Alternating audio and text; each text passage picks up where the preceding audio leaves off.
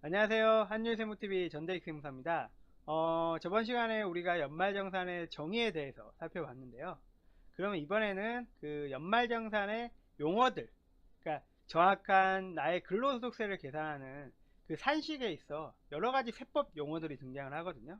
이 용어들에 대해서 우리가 하나하나씩 살펴보는 시간을 갖도록 하겠습니다. 첫 번째로 이제 총급여라는 개념이 나와요. 총급여. 항상 총급여에서 이제 출발을 하신다라고 보시면 되는데, 이 총급여는 뭐냐면 여러분들 근로자가 1년 동안 벌어들인 그 소득 전체를 말하는 거예요. 소득 전체를. 그래서 뭐 각종 급여나 그리고 상여 그리고 각종 수당들, 이러한 것들을 다 포함한다라는 그런 개념이라고 보시면 되는데, 근데 이때 중요한 것은 우리가 비과세 소득은 제외가 돼요. 비과세 소득이라는 게 뭐냐면 가세를 하지 않는 소득을 말하는 거거든요. 그래서 여러분들이 급여나 상여 이런 수당들을 막 받을 때 보시면 그 급여 명세서에 뭐 식대나 그리고 자가운전 보조금 그리고 6세 이하 내가 자녀를 보유하고 있다라고 하면 육아수당 같은 걸 받으실 수가 있어요. 이러한 항목들은 세법에서 너네들은 내가 세금을 매기지 않겠다, 즉 비과세 하겠다 라고 규정을 하고 있거든요. 그래서 이제 총급여를 한마디로 딱 정리를 하자면 비과세 소득을 제외한 나의 1년간의 총 근로소득을 의미한다 라고 이해를 하시면 될 것 같습니다. 그 이 총급여에 근로소득 공제라는 걸 차감을 시켜주고 있거든요. 이 근로소득 공제라는 건 뭐냐면 여러분이 벌어들인 그 근로소득에 대응하는 필요경비 개념이라고 보시면 돼요. 우리가 그 소득세를 계산하는 데 있어서는 뭐 예를 들어 사업을 한다 그러면 내가 벌어들인 매출에 대해서 내가 쓴 비용 경비들을 차감을 시켜주고 있거든요. 이때 근로자들은 사실 이 경비들에 대해서 일일이 하나하나 계산을 하기가 어려워요. 그래서 세법에서는 이러한 경비 개념으로 해서 여러분이 벌어들인 총급여에서 이 표에 나온 금액만큼은 무조건 차감을 시켜주겠다는 거예요. 이게 근로소득공제라고 하는 거거든요. 그래서 이 근로소득공제는 총급여액을 기준으로 계산을 해요. 총급여액을 기준으로 계산을 하는데, 그래서 밑에 아래에 있는 표와 같이 그러니까 500만원 이하는 뭐 70%를 총급여만큼 차감을 해준다든지, 뭐 그 다음에 500에서 1500 뭐 이렇게 이 구간에 따라서 해당되는 금액들을 차감을 시켜준다는 거죠. 사실 이 표는 여러분들 외울 필요까지는 없으실 것 같아요. 예, 어차피 우리가 연말정산하고 뭐 프로그램을 이용한다든지 회사에 제출하면 알아서 해주는 거기 때문에, 그러니까 내가 별도로 뭐 신청을 하거나 이럴 필요도 없으신 거예요. 그래서 무조건 나의 총 급여에 따라서 다음 금액만큼을 차감시켜 준다, 그 개념이 근로소득 공제라다 라고 알고 계시면 될 것 같습니다. 자, 그러면 이제 총급여에서 근로소득 공제를 뺀 이걸 뭐라고 하냐면 근로소득 금액이라고 해요. 비슷비슷하죠, 용어들이. 근데 여기 이 소득 금액이랑 이 소득이랑 좀 차이가 좀 있는데, 이걸 좀 설명을 드리면, 세법에서는 소득이라고 하면 비용이 차감되기 전을 얘기를 해요. 비용 차감되기 전. 그리고 소득 금액이라고 하면 비용이 차감된 후를 의미를 하거든요.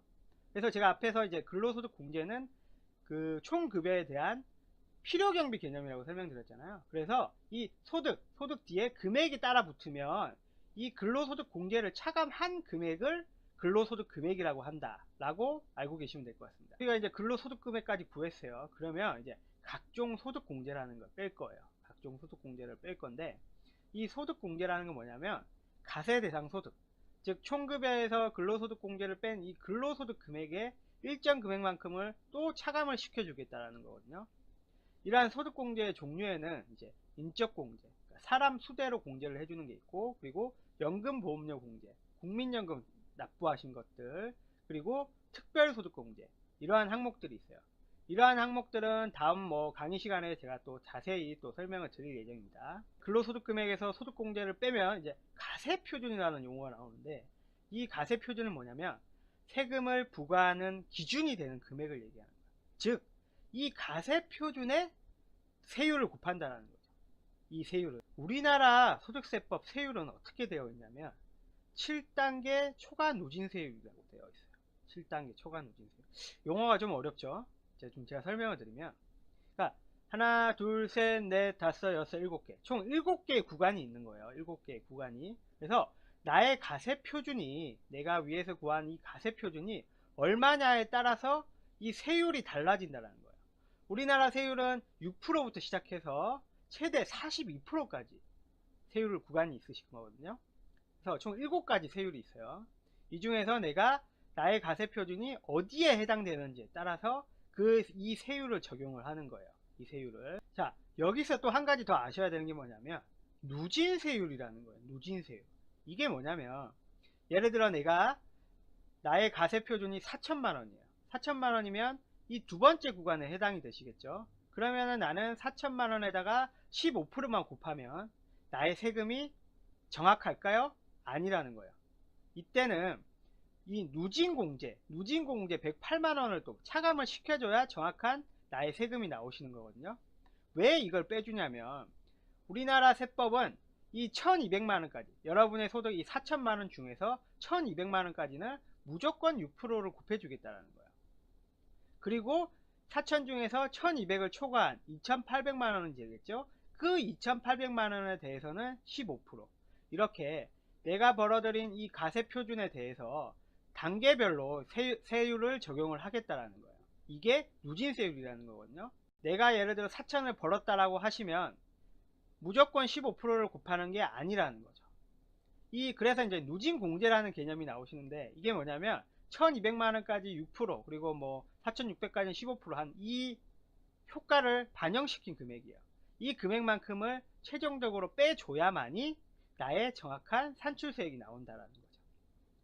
그래서 예를 들면 가세표준 4천만원이다. 그러면 4천만원에 15%만 곱하고 끝나는 게 아니라 추가적으로 108만원을 빼줘야만이 정확한 나의 492만원이라는 산출세액이 나오신다라고 보시면 됩니다. 이제 우리가 가세표준의 세율을 곱하고 나니까 산출된 세액이 나왔어요. 산출된 세액이. 근데 이 산출세액이 여러분이 최종적으로 부담해야 될 그 세금은 아니에요. 이 산출세액에서 세액공제하고 세액감면을 빼줘야 이제 최종적인 나의 정확한 세금이 나오시는 거거든요. 이때 먼저 세액공제라는 건 뭐냐면 특정 목적에 따라서 세법에서 세액만큼을 공제를 해주겠다라는 거예요. 세액만큼을. 거기에는 또 여러가지 또 세액공제 종류들이 나와 있는데 뭐 근로소득 세액공제, 자녀세액공제, 연금계좌 세액공제, 특별세액공제, 월세액 세액공제 등 여러가지 항목들이 있어요. 이러한 항목들에 대해서는 또 자세히 나중에 살펴볼 겁니다. 세액감면이라는 걸 빼주는데 이 세액감면이라는 건 뭐냐면 그러니까 근로소득 금액 중에서 감면 대상 소득이 있을 수가 있어요. 감면 대상 소득.